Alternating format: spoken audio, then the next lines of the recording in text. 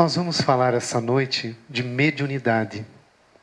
E um livro que nós convivemos há algum tempo com ele, preparando essa palestra na nossa casa espírita lá em Campinas, que chama-se Mecanismos da Mediunidade, com André Luiz. O fenômeno do Pentecostes marcou definitivamente a história do cristianismo, pois tornou público e documentado a mediunidade. Com prefácio de Emmanuel, lançado em 1959, Mecanismos da Mediunidade. Ele foi escrito em 26 capítulos por 2 médiuns e um espírito, André Luiz, Valdo Vieira e Chico Xavier.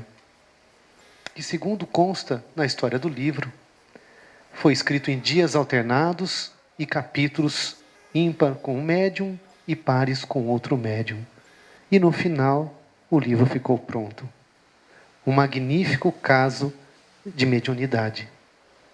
O livro vai trazendo, logo no começo, na primeira parte, alguns conceitos como da ciência correndo atrás da religião para que pudessem encontrar um ponto em comum. E o livro vai descrevendo.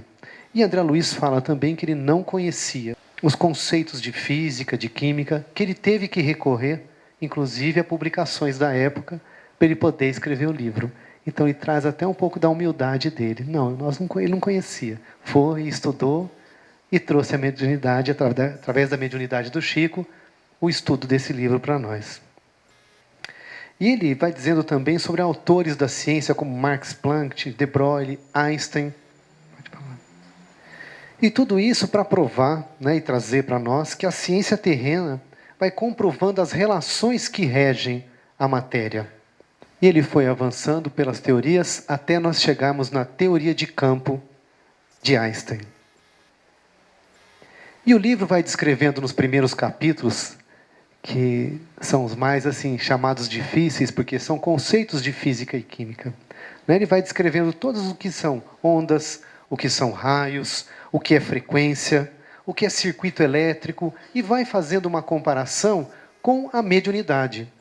Circuito elétrico, circuito mediúnico, campo elétrico, campo mediúnico, vai fazendo uma analogia para tornar próximo, para que nós pudéssemos compreender como se dá o fenômeno da mediunidade.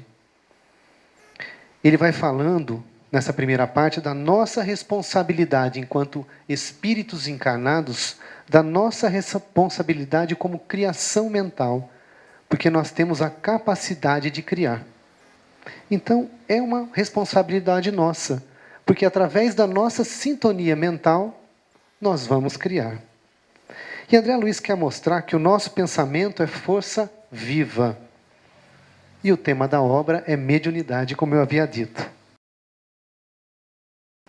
Nós vamos buscar um recurso no Livro dos Espíritos, na pergunta 60 a 67, no capítulo 4, que vai descrever um pouquinho das leis que regem a matéria. Só para a gente relembrar que todo mundo aqui já leu o Livro dos Espíritos, conhece todos os capítulos. Poderíamos estar falando aqui, mas como está no roteiro da palestra, vocês me desculpem, eu vou ter que falar, tá bom? E vão perguntar, Kardec pergunta aos espíritos. É a mesma força que une os elementos da matéria nos corpos orgânicos, nos corpos inorgânicos? E os espíritos respondem, sim, a lei de atração é a mesma para tudo que existe. E vai explicando que a vida é um efeito de um agente sobre a matéria. A junção desse efeito e da matéria, nós temos a vida. A força do espírito sobre a matéria. Nós somos espíritos. Agimos então sobre a matéria. E a pergunta, mas como se dá essa interação? Por qual meio o nosso espírito age sobre a matéria? E ainda no Livro dos Espíritos vem a resposta.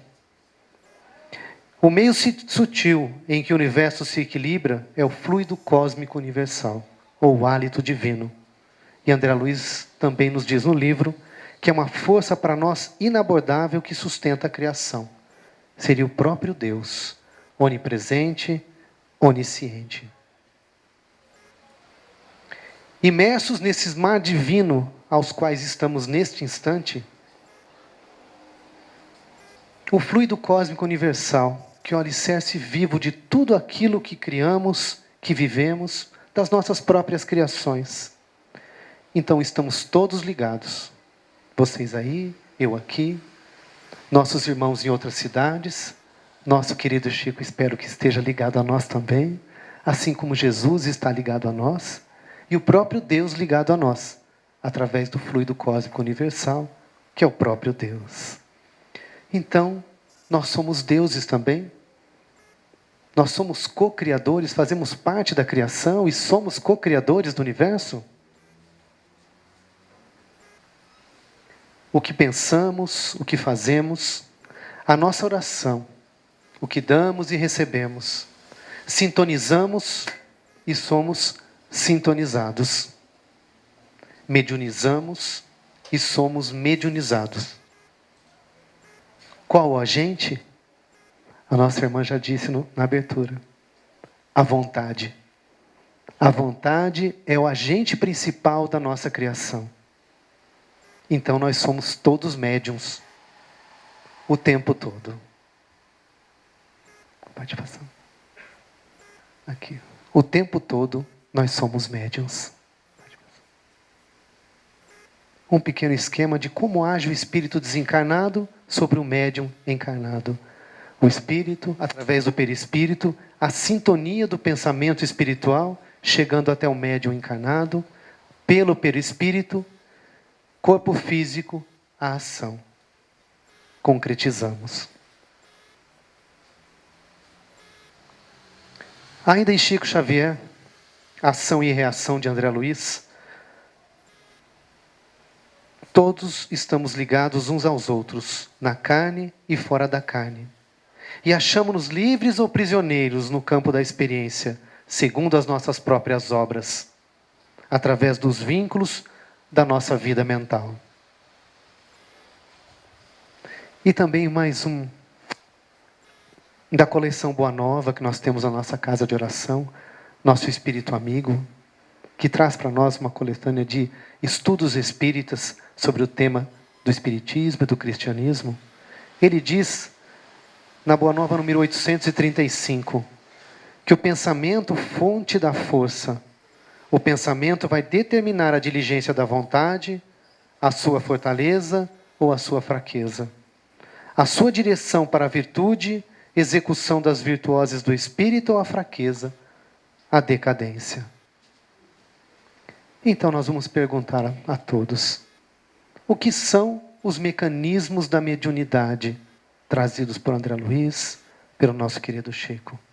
São as leis naturais, comprovadas pela ciência, pela química, pelo magnetismo. E por que o estudo da mediunidade, a compreensão desse fenômeno é importante?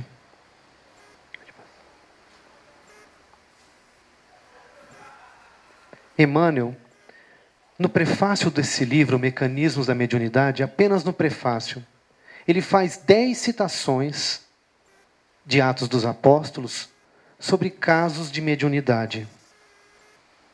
E André Luiz, no livro todo, faz mais 21 citações sobre comportamentos mediúnicos e magnéticos de Jesus e dos apóstolos.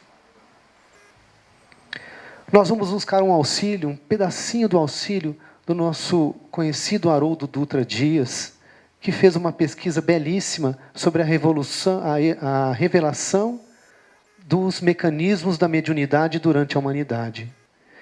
E ele vai falando da revelação da mediunidade desde Moisés, quando Moisés proibiu a mediunidade, e por que ele proibiu a mediunidade.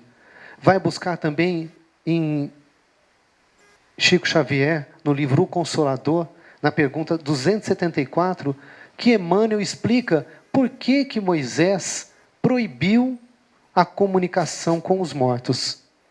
Mas, ora, se havia comunicação com os mortos, é porque haviam os espíritos. E se haviam os espíritos que se comunicavam, então haviam os médiuns. Então existia mediunidade. Mas por que ele proibiu? Ele proibiu porque naquela época, segundo estudos e revelação dos próprios espíritos, a mediunidade era tida como comércio. Havia abusos, e a humanidade então não estava preparada para esse convívio ostensivo. A própria Bíblia traz muitas citações, tanto no Antigo Testamento, de casos mediúnicos, de reis que consultam pitonisas, de casos de guerras e quantas coisas mais com uso inadequado, talvez, da mediunidade.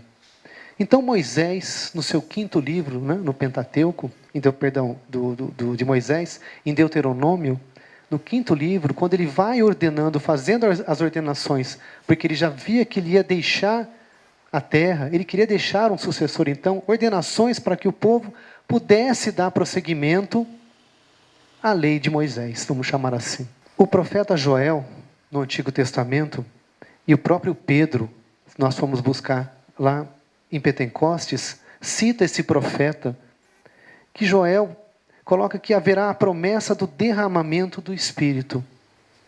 Então, existe uma promessa. Moisés proibiu, mas Joel deixou a promessa de que chegaria um tempo em que o Espírito Santo seria derramado. Que ele diz assim, que acontecerá depois que derramarei meu Espírito sobre toda a carne, e eles profetizarão e terão visões.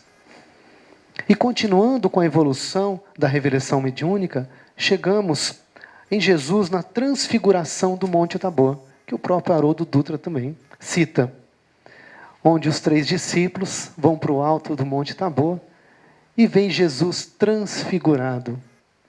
E ficam tão cheios do Espírito Santo, felizes por aquele encontro mediúnico, cheios daquela luz, que não querem nem ir embora lá mais. Sugerem a Jesus de fazer 3 cabanas e permanecerem lá. Estava muito bom lá em cima. Vamos ficar aqui, Senhor. Não, vamos descer. Mas só que ele pediu para que ninguém contasse. Ainda não. Depois que eu for, que eu me levantar das cinzas, vocês vão poder falar sobre esse acontecimento. E Jesus, então, faz uma nova promessa aos seus discípulos. Até que chega o Pentecostes. O Pentecostes, bem resumido, é uma festa hebraica e que simbolicamente é ligado ao festival da colheita, mas que também comemora a entrega dos 10 mandamentos no Monte Sinai. Então, é a festa da presença de Deus entre o povo hebreu. Então, é uma festa que comemora um ato mediúnico, porque Deus transmitiu os 10 mandamentos mediunicamente a Moisés.